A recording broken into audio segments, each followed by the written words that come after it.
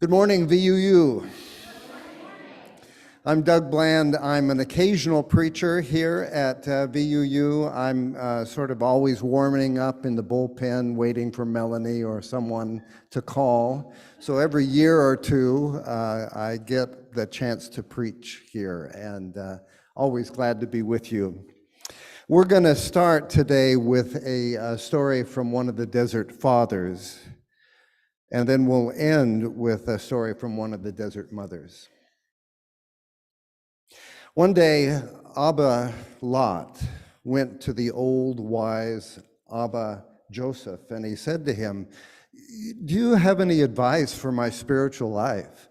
I mean, I read the scriptures regularly, and I do my little fast, and I pray, and as much as I can, I try to keep my mind clean thoughts.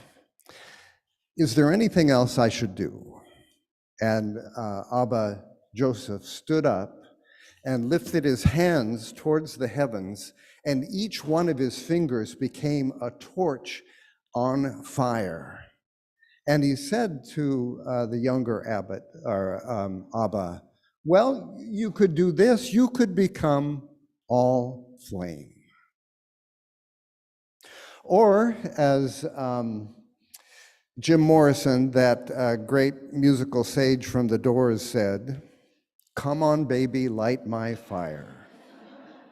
Welcome to worship."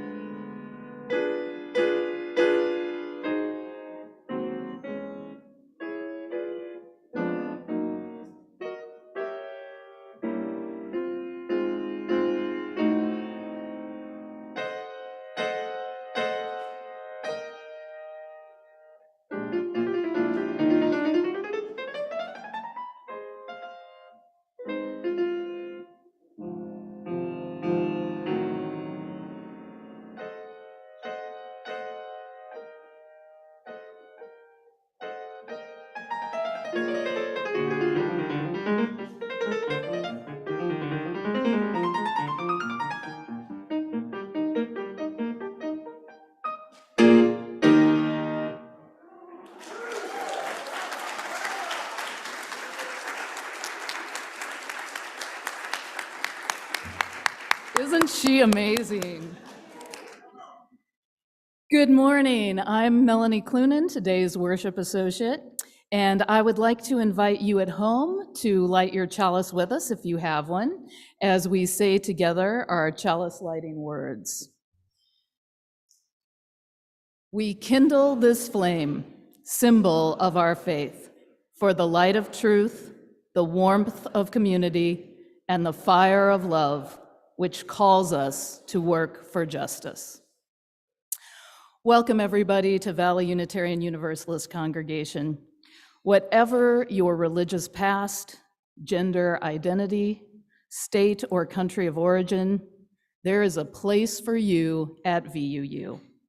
If you are new to us and joining on Zoom, please feel free to introduce yourself in the chat feature. And if you are a guest here in the sanctuary, would you please now stand so that we can show our appreciation and welcome?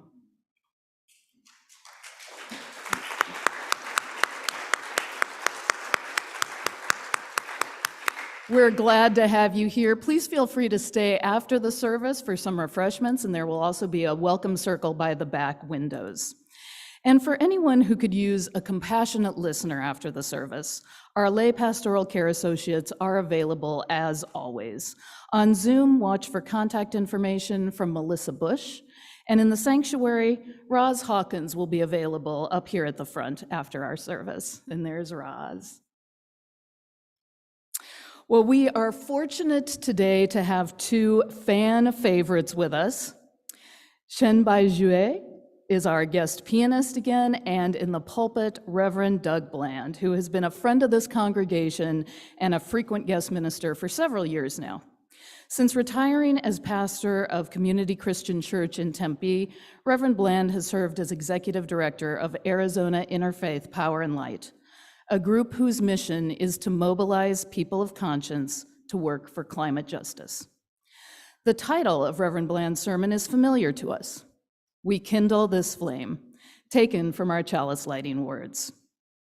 UUs are typically more into creativity than ritual. I recall when I first joined VUU in 2004, the worship associate would frequently mention, with some pride in their voice, that newcomers should return for another service if visiting because each of our services is unique. Growing up Catholic, there were many lines recited in unison during church services, but for UUs, there are very few. Our chalice lighting and extinguishing are the only words we say at every service here at VUU, and they're not identical to the words used by other UU congregations. But we do have our flaming chalice symbol in common, a symbol Reverend Bland told me inspired him for his sermon today. Of course, flames and fire are prevalent cultural symbols beyond UUism, used with both positive and negative connotations. We want to fan the flame, but avoid flaming out. Get fired up, but avoid burnout. The common thread in all of these references, though, is intensity. And the challenge is how to maintain the intensity without being consumed. A couple of years ago, I was tapped to resurrect a committee on physician wellness for the Arizona chapter of the American College of Physicians. The goal of this committee is to help physicians avoid burnout. And in 2020, this seemed like a pretty great need. We put together a series of peer counseling sessions on Zoom, starting with a brief meditation and then covering a topic of interest with a reading and discussion. The physicians in attendance working in hospitals were clearly suffering from burnout and discussed their anger at those with beliefs that the pandemic was fake, or later, who refused to be vaccinated. The session seemed cathartic for those who participated, but attendance was low, and we stopped after 3 or 4 sessions, realizing that if one is already stressed out by excessive demands, another meeting obligation on the calendar is a tough sell, even if it may provide some relief. And this is one of the puzzles of our times, whether in work or in our personal lives. How to stay engaged, to maintain enthusiasm, to keep up that intensity in the face of competing obligations, frustrations, and sometimes a sense that nothing we do can make a meaningful difference to the many challenges in the world today.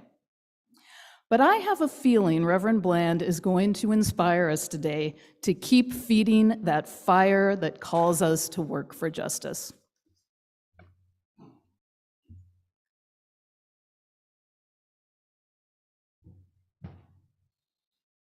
Good morning.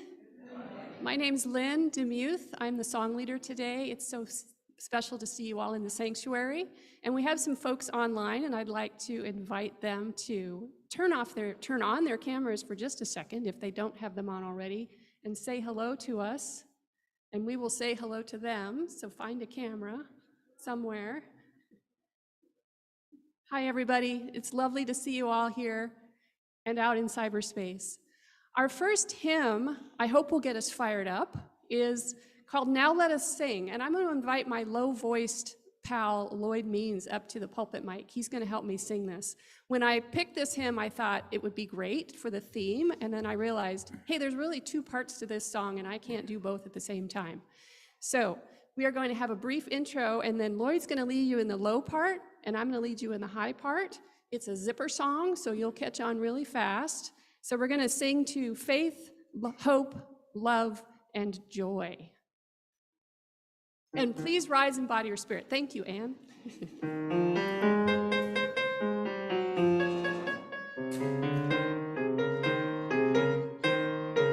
Now let us sing. Sing to the power of the faith within. Now let us sing. Sing to the power of the faith within. Lift up your voice. Lift up your voice. Be not afraid. Be not afraid. Let us Sing to the power of the faith within. Now let us sing. Sing to the power of the hope within. Sing. Now let us sing. Sing to the power of the hope within. Sing. Lift up your voice. Lift up your voice. Be not afraid.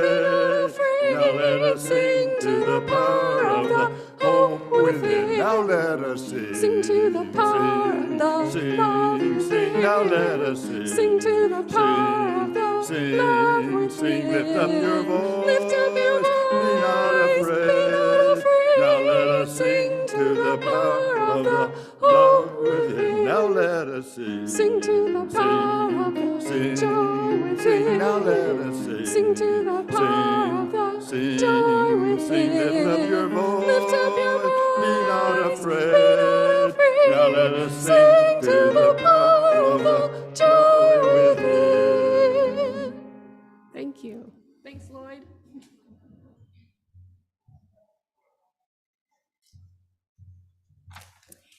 Good morning. I am Marcy Bodwin. I'm your Director of Faith Formation Ministry. I've been absent for a few weeks, so it's nice to be back.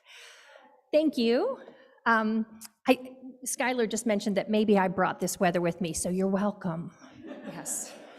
So now is the time for our Time for All Ages story. Any children in the sanctuary can come sit down front. Make sure you can see the screen. If you have any children at home, now is the time to get them in front of your device so they can watch the story. So I'm going to share with you today a story about where I've been. It just happens that there is a cute little book that takes place on Lake Winnipesaukee, New Hampshire. And I was right on this lake, and I went to the weirs. So I wanted to share this with you. For those of you that are my age or older, you may remember on Golden Pond, and that was actually in the lake next door. So basically on Golden Pond is where I grew up. So this book is called The Weirs, a Winnipesaukee adventure by Andy Opel, illustrated by Carell Hayes and John Gorey. Every summer, Jack, Franny, and JJ would come to visit their grandmother at Lake Winnipesaukee. I love the sound of the lake waking me up in the morning, Franny said. I like the patterns of the light of the morning sun on the ceiling, added Jack.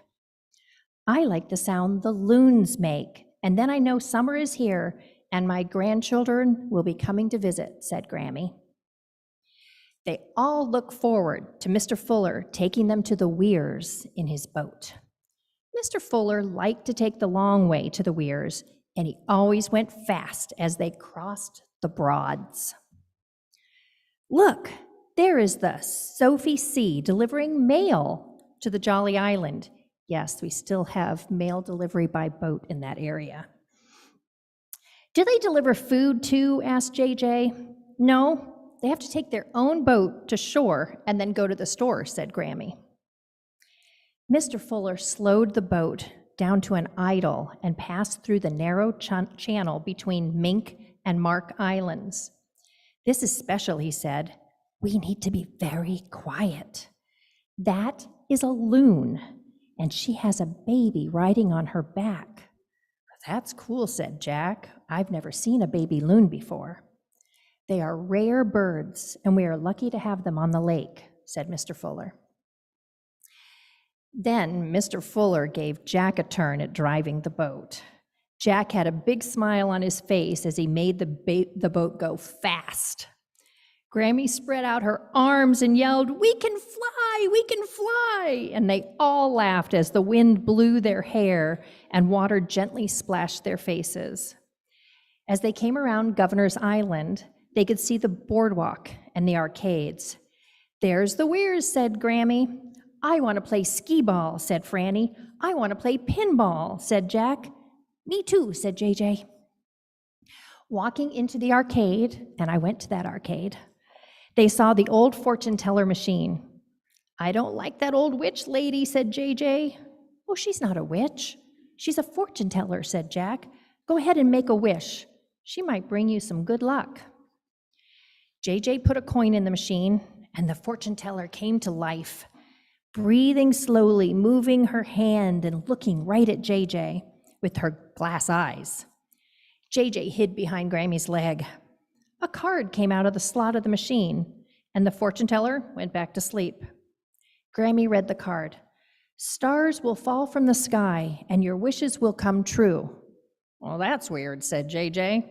I hope the stars don't fall on me. So the children played games, and they won tickets. Oh, I want to get that toy sailboat, said JJ. But he was disappointed because he didn't earn enough tickets. So Grammy went back to play just a little more skee-ball while the kids went off. Her years of practice made getting high scores and lots of tickets as easy as jumping off the dock. The children went and got ice cream with Mr. Fuller. And as it got dark, they climbed into the boat and snuggled under a blanket. Many boats were anchored in the bay, and the red and green bow lights sparkled off the water. Mr. Fuller turned off the boat just as a loud boom came from the shore. Fireworks, exclaimed Jack as a huge blossom of color burst into the sky. Go back one slide, please. "Look at that one, JJ," said Jack. "It's just like the fortune teller said. Stars are falling from the sky." "Ah, but my wish didn't come true because I wanted that sailboat," said JJ. Just then, Grammy pulled that toy boat out of her bag and handed it to JJ. His eyes got big and a smile spread across his face. "The fortune teller was right," exclaimed JJ. "Well, now it's time to go home," said Mr. Fuller as he slowly steered the boat out of the crowded bay. Mr. Fuller followed the silvery path of the moon as they drove back to the cottage. All 3 children fell asleep in the boat before they got back to the dock. So when I was at the Weirs, I saw the Sophie C, the mail delivery boat. So that's me standing on the dock next to the Sophie C. It's a great place to vacation. I had a great time, but I'm glad to be back with all of you. Look at this huge crowd of kids we have today. So excited. We're going to go play some games. If the adults will form our bridge of love, we're going to sing the kids out. And guys, if you'll go through the glass doors, I'll meet you out front.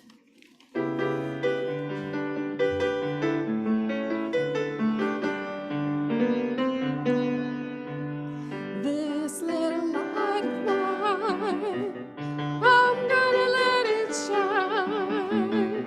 This little light of mine, I'm gonna let it shine. This little light of mine, I'm gonna let it shine. Let it shine, let it shine, let it shine. Everywhere I go, I'm gonna let it shine. Everywhere I go, I'm gonna let it shine. Everywhere I go, I'm gonna let it shine. Let it shine, let it shine, let it shine. Building up a wall, I'm gonna let it shine. Building up a wall, I'm gonna let it shine. Building up a wall, I'm gonna let it shine. Let it shine, let it shine, let it shine.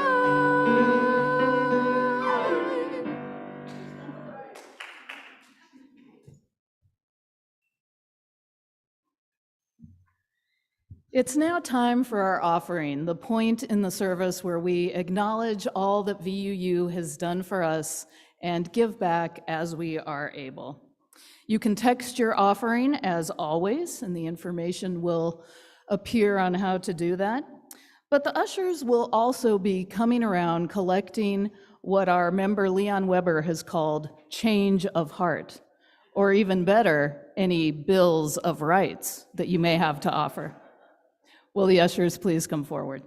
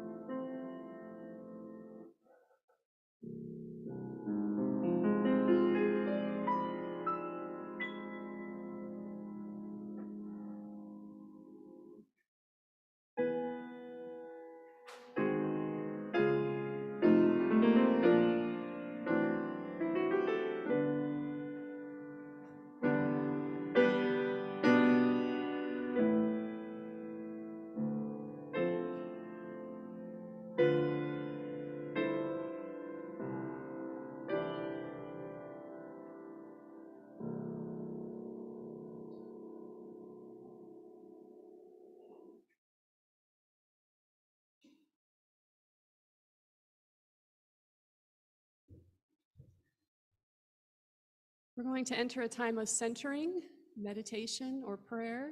So find a comfortable space in your mind, in your body, and your heart. I'm going to ask our wonderful pianist to play our piece through once. It's one we've done before, but it's been a while. Building Bridges.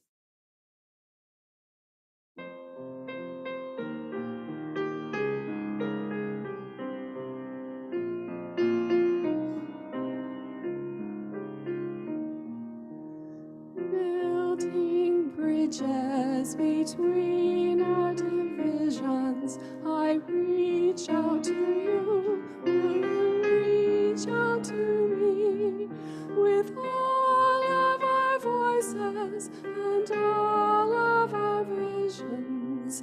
Friends, we could make such sweet harmony. Again. Building bridges between our divisions, I reach out to you, you reach out to me, with all of our voices and all of our visions. Friends, we could make such sweet harmony.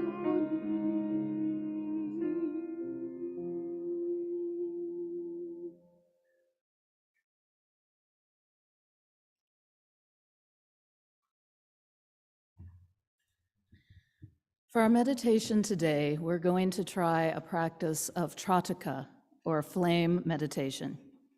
This is best done in a darkened room with a nearby flame as the only point of light, but today we'll simply focus attention on our chalice flame, which will be on screen for those unable to see it in the sanctuary. Can we get the close-up of our flame?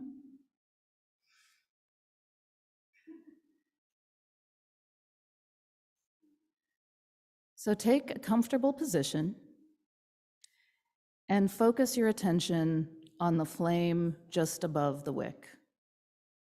Take a couple of deep breaths, maintaining your focus on the flame.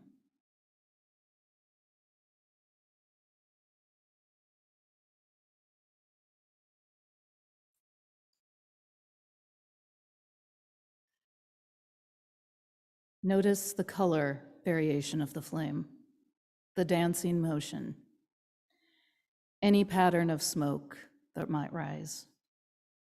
If your attention wanders, bring it back to the flame.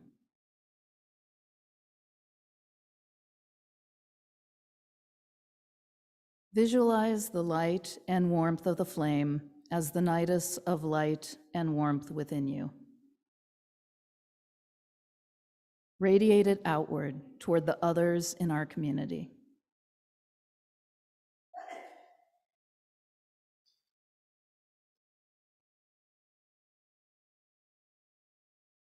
Now outward further, beyond our community, to those who need help emotionally, mentally, physically, or spiritually.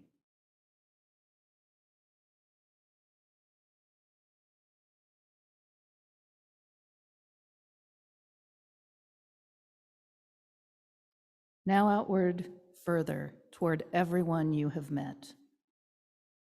Visualize the flame lighting the hearts of people consumed by fear and hate, and particularly radiate it outward toward everyone who has wronged you or whom you have wronged.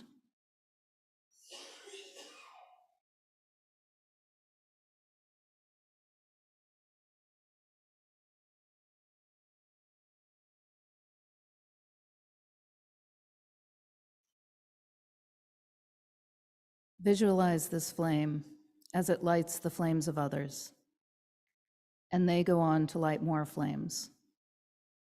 Onward, and see in this way that the flame is infinite.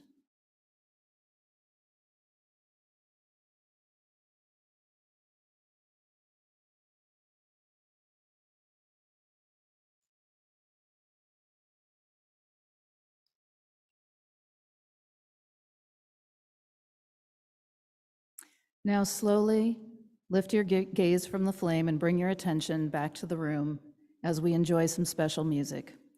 Feel free to light a candle yourself over by the windows or place a stone as a reminder of a joy or sorrow.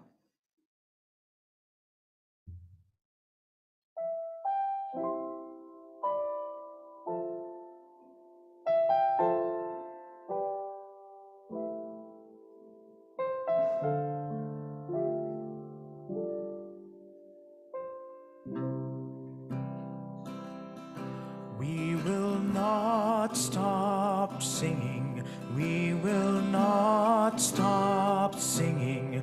We will not stop singing till the world can hear the song, till the world can sing along. We will not stop marching. We will not stop marching.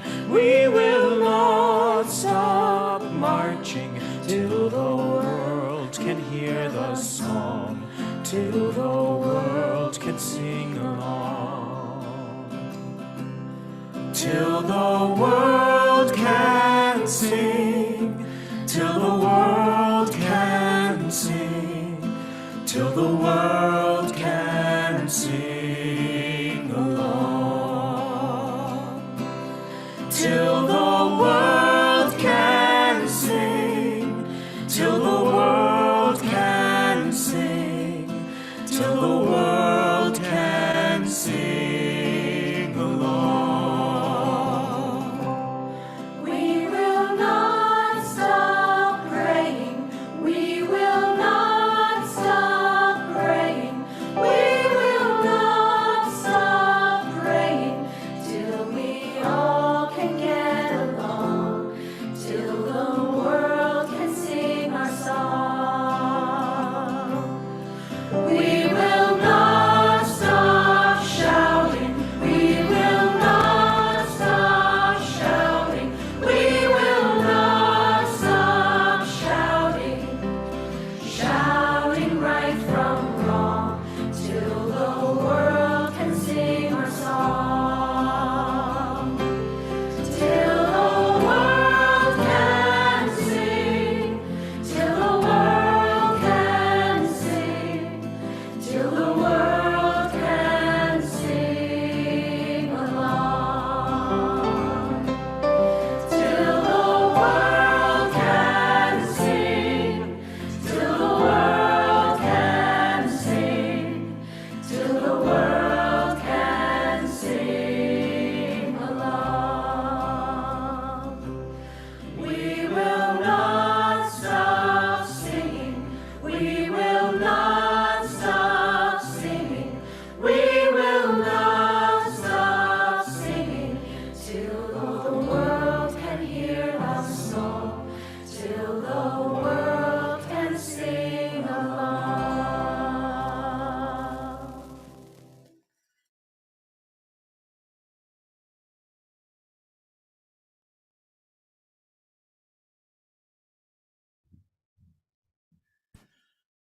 It's great to be back at VUU to look out and see familiar faces. Some of your climate activists are here, Bill Elliott and Linda Stenholm and Sandy Whitley, and on video, zooming in is Karen Stutke, I'm sure. And it's good to look out and see Bevan Carter again as well. I want to introduce to you Melanie Beichman.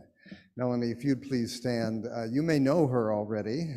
She is has been very active with VIP and is now, thank God, on staff with AZIPL.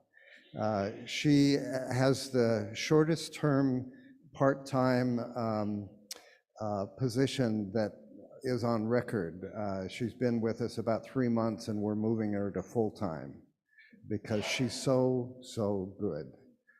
So talk with her a little bit after worship and she can tell you more about AZIPL. I'll tell you some now. Arizona Interfaith Power and Light is a spiritual response to the climate crisis. And we have about 100 congregations, synagogues, mosques, churches, temples in Arizona. We've got 40 state affiliates around the country. Power and light, I know that sounds like a utility, but it's not. I say, but we don't have enough dark money to be a utility.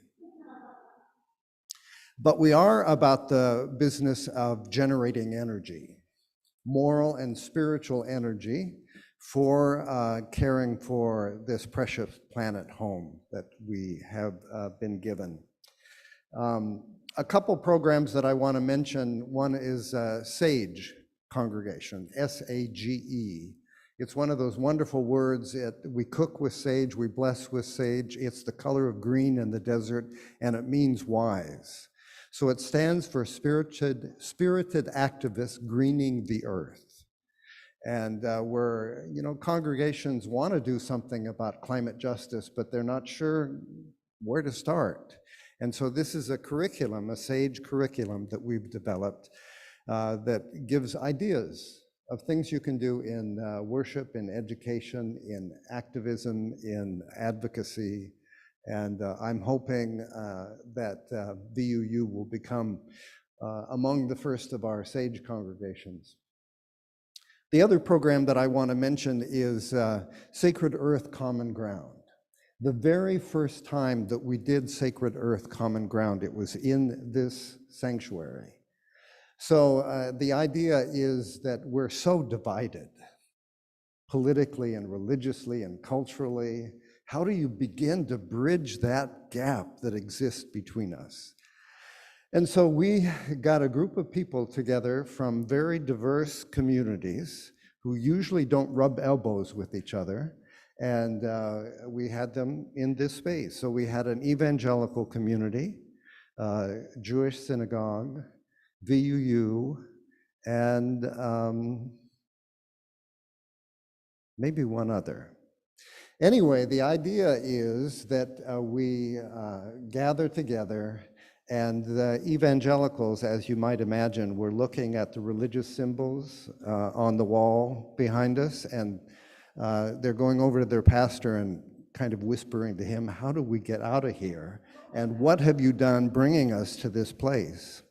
But before anybody can escape, everybody's huddled in their little tribes. The UUs are over near the sign-up table, ready to sign up for some protest or other. Before anybody can escape, we gather them together, and we have citizen artists who do a poem, a song, a photograph, a dance. So Dr. Melanie did a wonderful dance about water as a presentation. And then after we spark our imagination with the idea of sacred earth, we get people together in small groups of about 8 people, and then we invite people to tell a 3-minute story about some time when you stood on holy ground. There's hesitation at first, and then somebody tells a story, and that inspires another story, which inspires another story. And pretty soon, there's laughter and there's camaraderie, and you can't tell one tribe from another tribe as people just share stories about times when they've stood on holy ground, like Moses before the burning bush. I think all of us have those mystical experiences, but we don't have many opportunities to tell them. And that, I think, storytelling, we think, is a powerful bridge builder. The song that we sang earlier about building bridges between differences. Storytelling is one of the best ways to do that.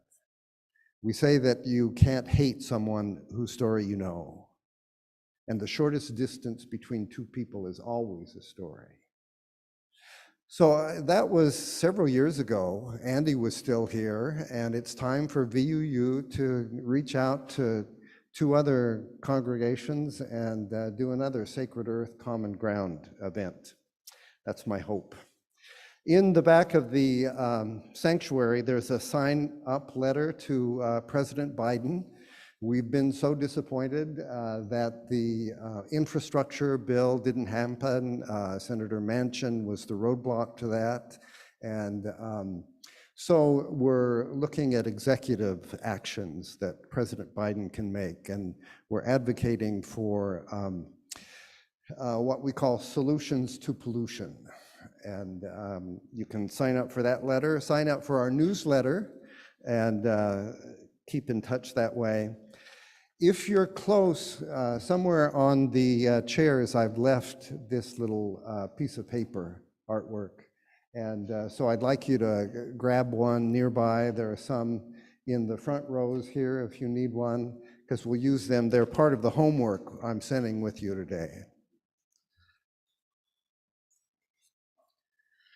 So I have the opportunity to preach at a number of different congregations these days in my line of work, and VUU is unique.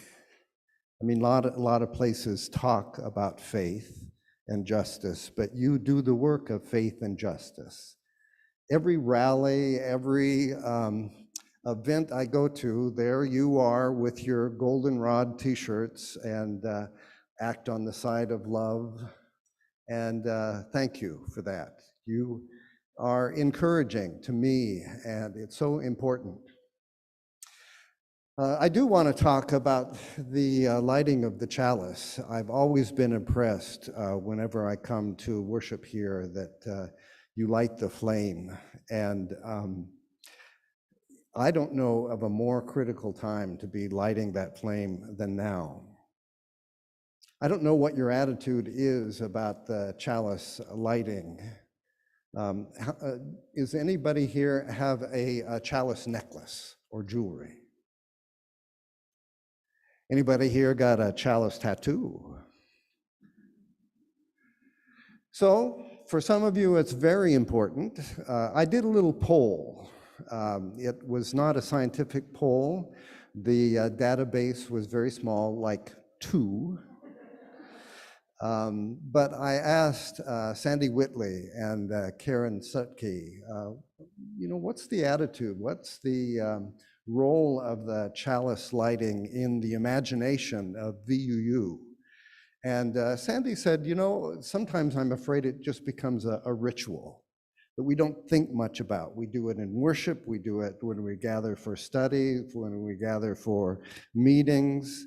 And, we do it often enough that sometimes we don't think about it. So it'd be a good idea to focus on it a little bit. Karen Stutke had an interesting idea. She said that she's got personally some concerns about fire as a religious symbol and the chalice lighting in a time when we shouldn't be burning anything, because everything we burn contributes to climate change. She's got a good point. We shouldn't be pouring fuel when the world is already on fire. And yet, I want to encourage you to keep lighting this flame. We've got 2 choices. We can either curse the darkness, or we can light a candle. Probably we need to do both. This has been a really discouraging time in the last few years, hasn't it? In the last 2 months in particular. I mean, the reproductive rights of women being withdrawn, EPA decisions from SCOTUS, the Supreme Court, about preventing EPA from acting on climate, backlash to Black Lives Matter. It seems like one party is enamored of Christian nationalism, which is so dangerous, and the other party is just, it seems, stuck and tired. And we're tired. So we need to find a way to keep lighting that flame for the light of truth, as you say, for the warmth of community, for the fire of love that calls us to act for justice. What beautiful language that is. And what a beautiful thing to be putting into your life and work together.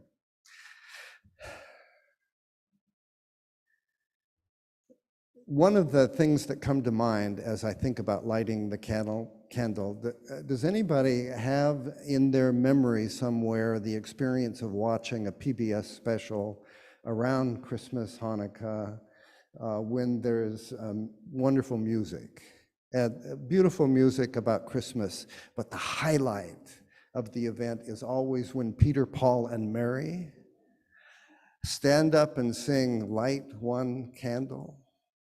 And I find myself weeping listening to this song.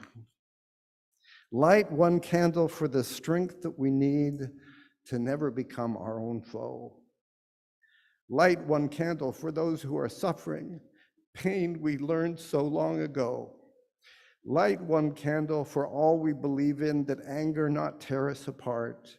Light one candle to find us together, bind us together with peace and a song in our heart. Don't let the light go out. In the novel, Like Water for Chocolate, Laura Esquivel is telling the story about Tita. She's a young woman who is just closed up in on herself. The light, the life has gone out of her. Too much abuse from a domineering mother, unrequited love, and the spark is just not there. Dr. Brown is in love with her and trying to heal her. So he uses Western medicine. He's trained in Western medicine, but his grandmother was a curandero, a healer, a traditional shaman. So he tells a story that his grandmother told about how every one of us has in our hearts a book of matches. And we need to find a way to ignite that book of matches. And you can't do it by yourself. It takes oxygen. It takes a candle. Oxygen may be the breath of someone you love. The candle can be most anything. The music for today ignites me. Whenever I come to VUU, that's one of the things that I appreciate the most. It can be a book, it can be an idea, it can be a passionate cause that you care about, but you need to find a way to light those matches in your heart. And like I say, you can't do it by yourself. We feel the warmth of that match as it lights inside of us, and we feel the passion of it, and then it subsides some. So we need to find a way to keep those matches lit. William James talked about the varieties of religious experience, and the number one quality of encounters with the holy is that they are ineffable. We don't have words for them. So what do? We rely on metaphors, and fire seems to be the metaphor that we turn to most often. I think about Pentecost and that beleaguered little band of people in Jerusalem after Jesus has been crucified, and they wonder what's next. And then the Spirit comes, first like wind, and then like fire resting on each one of their heads. And these beleaguered, grieving people become a powerful force to turn the world upside down and to change it. I called Andy Burnett on the phone and said, have you got anything to say about a story about UUs in your tradition of time when the fire was lit and people responded? And he referenced the Acts 2 story about Pentecost. He said, as a Pentecostal, which blows my mind every time I think about it, a Pentecostal who became a UU minister, how does that happen? I miss Andy. But don't worry, Sarah is coming. He said he heard recently about somebody talking about the progressive liberal interpretation of that Acts 2 story, that we got sent out to break barriers that exist of language and culture and color and class. And that's what happened in that first birthday of the Christian church. So many other stories, Moses standing before the burning bush, the fire that leads Israel through the wilderness at night when they would be stumbling around otherwise. Wonderful story about Blaise Pascal, that famous French mathematician and philosopher who had an encounter with the holy, and he wanted to keep it in his mind and before him always. So he writes on a piece of paper the experience to try to remember and capture it, and sews it inside his cloak. And when he died, they found this in his cloak. Fire, fire, fire, certainty, certainty, certainty. And the date, November 23rd, 1647, whatever it was. Fire. I was burned out. And the spark that was there for the work that I was doing and for my life was just gone. And I didn't know what to do. I went to a doctor, which I don't do as often as I should.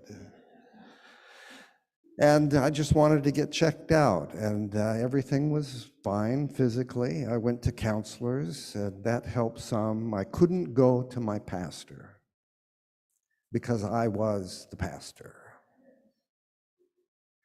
But I had a friend, Mary, who was an artist and a collector of people.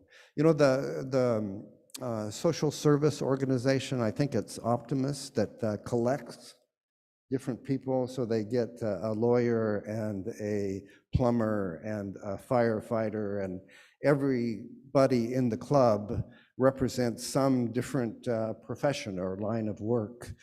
Well, she was like that with people, only she would collect people on opposite sides of every continuum that you can think of. So she'd get a lieutenant who was in charge of the nuclear sub at Bangor with one of the protesters who had just laid down on the tracks the week before to try to stop the munitions train from arriving at Bangor.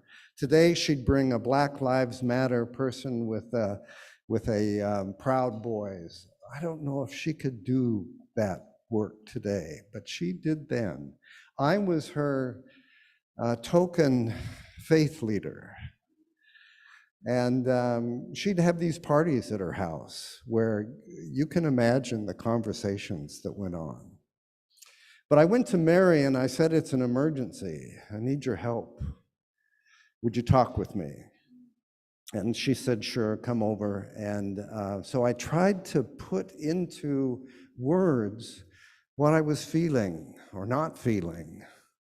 And I stumbled and I mumbled, and then she took me by the hand and she led me over to the window where there was this blank canvas. And she said, "Whenever I have trouble putting into words what I'm feeling, I paint." I said, I'm not an artist." She said, "I don't want you to think, I want you to paint." I don't think I can. I said, "I don't want you to think, I want you to paint." I don't know what to paint. She said, "How to paint a masterpiece in 4 easy steps. Number 1, take the brush in your hand." I took the brush in my hand. Number 2, choose a color. How can I choose a color when I don't know what I'm supposed to be painting? 2A, if you can't choose a color, let a color choose you. Well, she had this palette of all these different colors, and my favorite color was blue at the time, but dark blue was too somber and light blue was too washed out. She said, "Let a color choose you." So I chose red. And she said, "Step number 3, dip your brush in the paint. Step number 4, paint with even, graceful strokes. The first one was the hardest. I had red paint on the brush, and there was this white canvas, and it felt like I was creating a wound, a bloody wound, as I made the first stroke. Maybe the wound that was in me. Keep doing it, she says. So I painted another one, up and out and curved until the paint was exhausted from the brush, up and out and curved till the paint was exhausted from the brush, up. At first I thought it was a flower. And I thought, watch out. Who's the artist that does the flowers? Georgia O'Keeffe. Watch out, Georgia O'Keeffe, here I come. And then I realized, no, it's not a flower. And before long, I realized it was fire, it was passion, it was light, it was energy that was missing in my life. And I walked away from Mary's place just feeling better.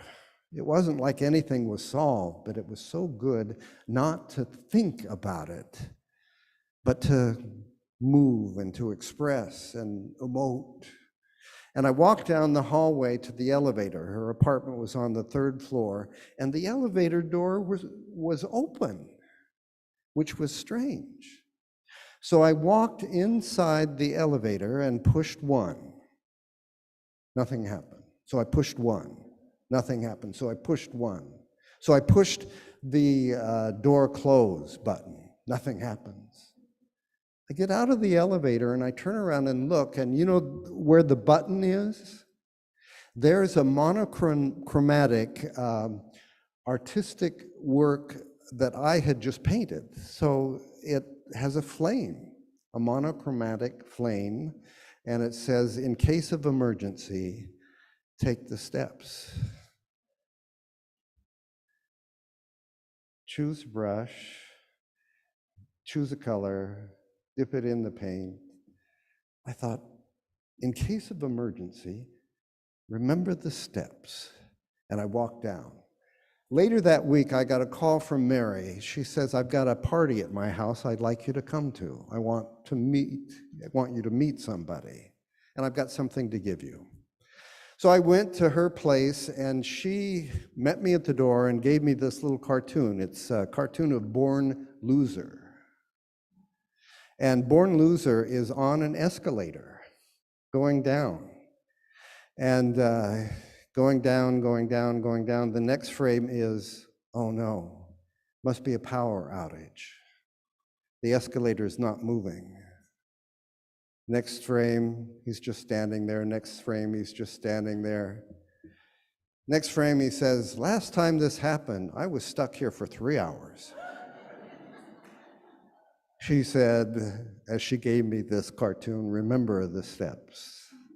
Remember the steps. And then the guy she wanted to meet was this guy named Mario, who worked for the Renaissance Festival. He was a fire eater. He said, she said, you know, I hope I didn't break any confidences, but I did tell him that I had this pastor friend who was burned out, and I thought Mario might be able to help a little bit. So we have a great conversation, and he invites me to learn how to eat fire. But I'm too scared.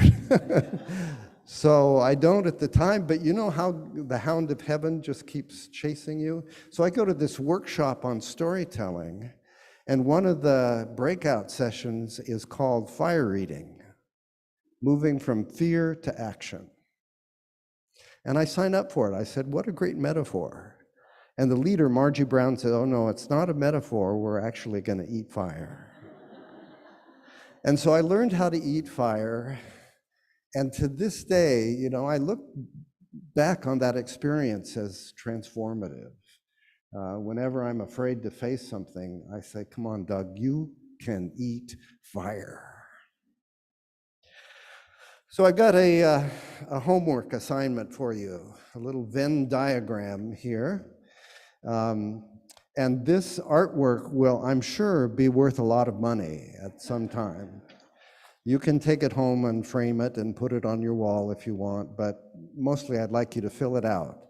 So there are 3 areas. For those of you who are watching at home, you don't have access to the paper, but it's just a Venn diagram with 3 circles intersecting with each other at one point. So in the first circle, put the communities that you're a part of, your associations. So it can be the people that you have some influence with. It can be family, it can be neighbors, it can be your garden club, it can be your whatever.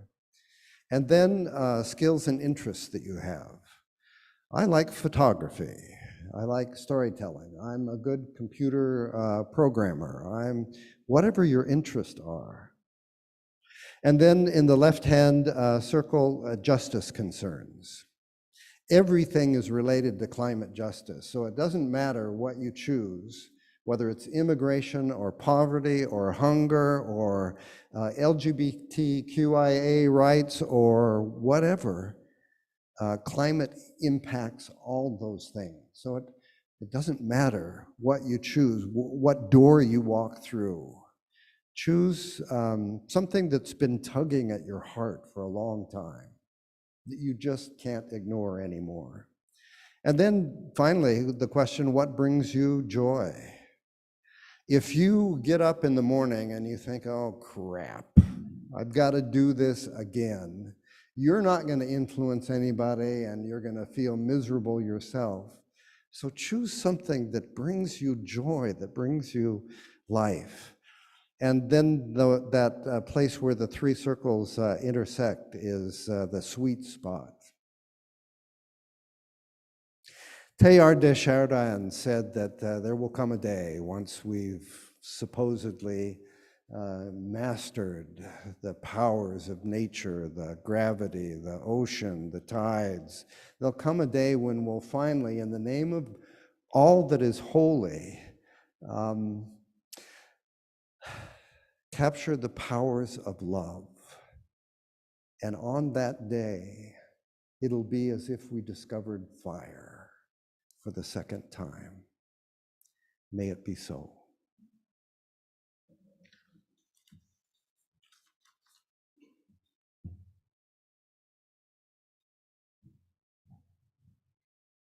Thank you, Doug. So I'm going to eat a little fire, or try to here, by leading you in the fire of commitment. So please rise in body or spirit and join in singing with me.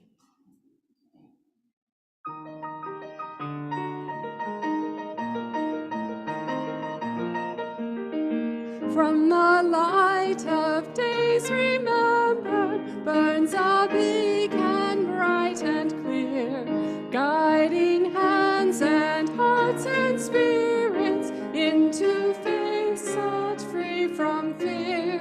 When the fire of commitment sets our mind and soul ablaze, when our hunger and our passion meet to call us on our way, when we live with deep assurance of the flame that burns within, then our promise finds fulfillment and our future can begin.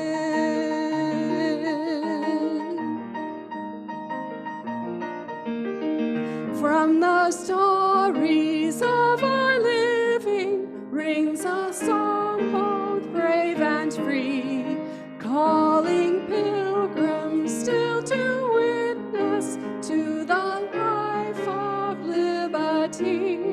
When the fire of commitment sets our mind and soul ablaze, when our hunger and our passion meet to call us on our way, when we live with deep assurance of the flame that burns within, then our promise finds fulfillment and our future can begin.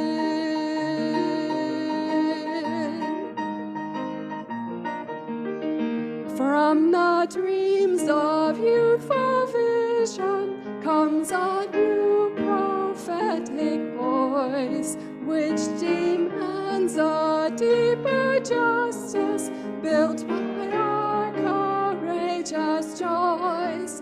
When the fire of commitment sets our mind and soul ablaze, when our hunger and our passion meet to call us on our way, when we live with deep assurance of the flame that burns within, then our promise finds fulfillment and our future can begin.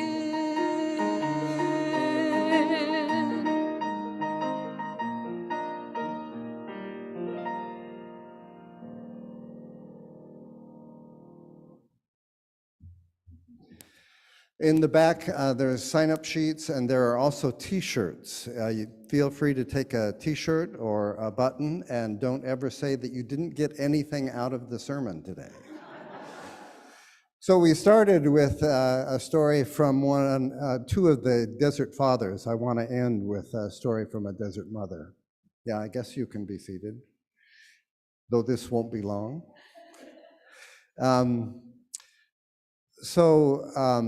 Amma Simaclitus said that the task of drawing closer to God is not an easy one. It takes a lot of work and intention to do so. She said it's like lighting a fire. At first, there's smoke and there's difficulty and tears come to your eyes, but a good result will come, she says. Now, to put a point on that, what's a good result? Something like, I don't know, the light of truth, the warmth of community, the fire of love that calls us to justice. If you light that fire, there will be good results.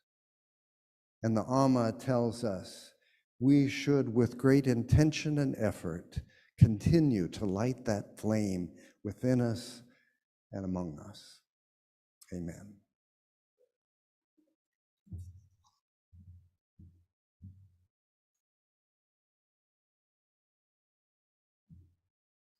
And now we'll bring our service to a close by extinguishing our chalice.